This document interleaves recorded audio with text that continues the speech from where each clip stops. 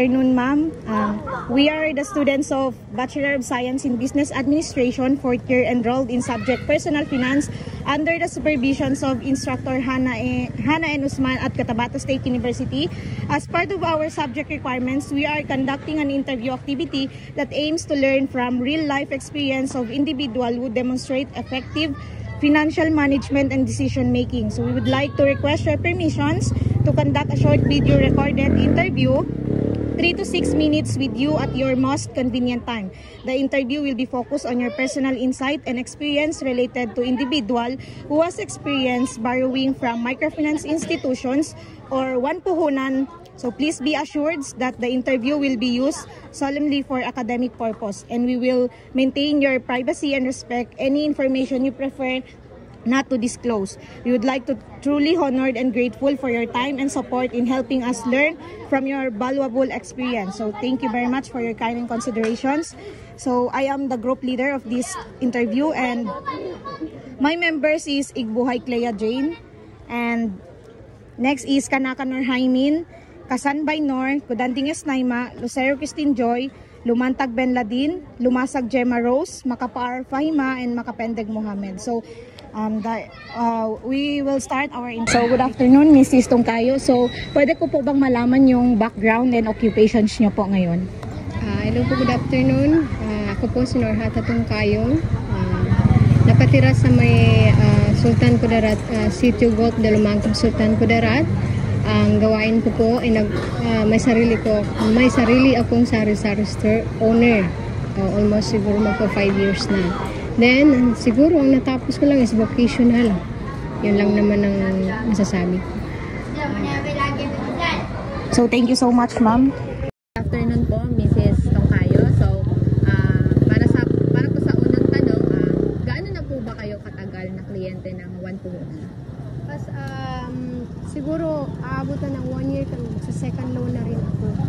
Opo, magsa-second loan na. Supposed to be gani for 7 payments ko ngayong araw na po. Gaano po yun katagal? 6 months. 6 months. As every releasing mo, 6 months to pay. Ano pong year na nag-start po? 2024. 2024 Opo. Afternoon po. So, ang question ko lang po is, paano mo unang nalaman yung tungkol sa One Puhunan? May nag-recommend ba sa'yo? Saan mo ito napanood? Or saan ito nangyari? Usually, ma'am, may nag-recommend sa akin. Kasama ko rin until now. So, kaya nga, medyo tumagal ako ng... Usually, sa lahat ng nasalihan ko from lahat ng mga microfinance, sa One Puhunan ako nagtagal. Umaabot ako ng year. Then, nag-release ulit ako. Okay. Sabi ko, okay, ito okay. Hindi mabigat sa bulsa. Okay, kasi ang One Puhunan pagbayaran, hindi siya masakit. Every 2 weeks, may spaces ka pang darating. Basta secure, especially dun sa insurance. Dun ako nakapokus sa insurance. Yes, sige. Po, Ma'am Tongkayo? Yes po. Ang tanong ko po ay, ano pong uri ng pautang ang iyong inabil mula sa One Puhunan? Pang negosyo po. Walang iba, kundi pang negosyo. One Puhunan is para yan sa puhunan. Kaya nga 1PH kasi pang puhunan talaga yan siya. Thank you po. Ang tanong ko po is, paano mo mamay sasalarawan ang yung karanasan sa proseso ng loan, ng application? Naging madali ba yung pag-apply mo, ma'am, or katantaman, or nahirapan ka sa pag-apply ng loan? Sa microfinancing sa may One Puhunan, hindi ako nahirapan kasi through akin talaga ang details na hindi ako nakikihiram ng pangalan. Talagang pang negosyo ko yun. Hindi, no more less na siguro 1 week, pangalan ko, tindahan ko, bahay ko. Basta as long as na-assess kami ng mga collector, pati yung mga naga-CI, at least dun, okay yun. Paano po yung pera? Na-receive niyo po ba agad or months?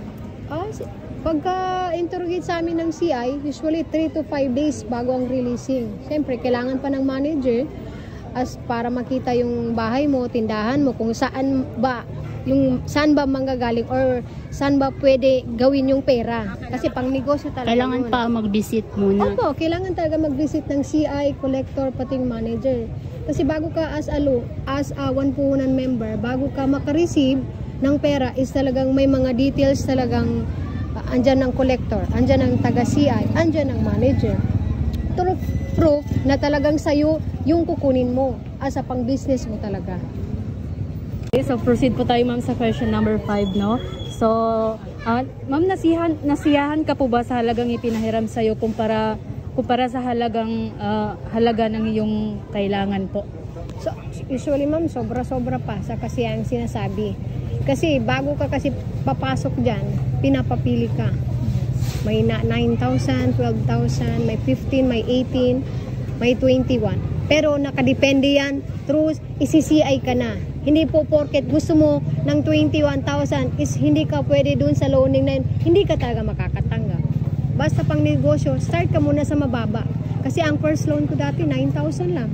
Ngayon up to 21,000 na. So means, tiyaga lang. Sa negosyo, kailangan madiskarte ka rin. Diba? So, gaano po ka-importante yun siya, ma'am? And ano po yung naipalago nyo doon, ma'am, sa perang nahiram nyo po sa 1 puhunan? Usually, ma'am, kung lago lang, kahit magpunta sa bahay, sobra-sobra pa. At saka pinaka nagustuhan ko sa 1 puhunan, yung insurance life na hinabol ko. Covered by lahat ng family ko. So, next question po. Nakakuha ka ba ng anumang pagsasanay, orientation o payo sa pananalapi mula sa 1 puhunan bago o pagkatapos matanggap ang iyong loan? Opo ma'am, may bago kami magka-release ng pera, may orientation. Hindi po pag second loan mo na, wala pang, dadaan ka talaga sa orientation. Kung saan mo gagamitin ang pera, kung anong gagawin mo. Usually talagang ang focus mo lang, kung negosyo, ilaan mo sa negosyo. Kasi kung sasayangin mo yung pera, walang masisira, kundi sarili mo, di ba, sa financing loan. Kasi kung talagang hindi ka na pwede, hindi ka talaga makarelease. Kasi sa second loan mo, kung sa first loan mo okay siya. Pang second loan mo mag-disable na yun, hindi na yun pwede. Hindi ka na pwedeng makaloan ulit. Maganda ang microfinance na 1 puhunan. Talagang sasaludo ako dyan. Siguro taon ang pag-usapan bago ako maalis doon. Paano nakaka-apekto ang loan sa inyong kita sa negosyo?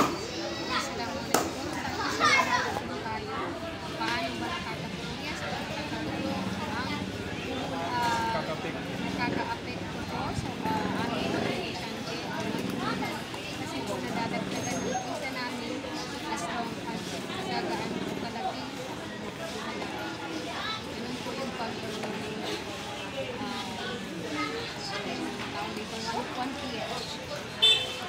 So, ang next question po is, nakakatulong po ba ang loan para mas mapabuti ang kalagayan ng pamumuhay nyo ng inyong pamilya at paano po?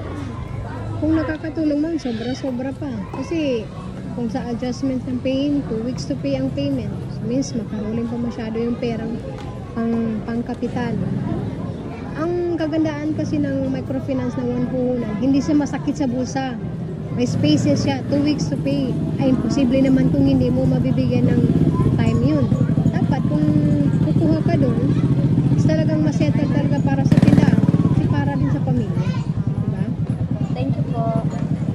Okay, so, naranasan mo na po bang anumang kahirapan when it comes po sa pagbabayad ng loans?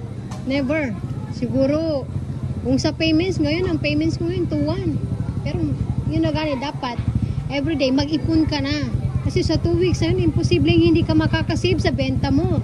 Tapos, saka ka magsisave after 2 weeks, yun hindi mahirapan. Pero, kung lang ba, sa negosyante, kailangan, maingat ka sa pera. And then, usually dapat, kung sa 2 weeks na yun, i-times mo lang yung totally payments mo. Kada araw, mas makasave ka na siguro ng 100. So, means, sa kuha na yun, 2.7. Makalas ka po ng 600 pesos. Never been na nahirapan ako sa 1 puhunan lang. So, i-recommenda mo ba ang 1 puhunan sa iba? Surely, 100%. Maganda yung quality ng microfinance nila, di ba?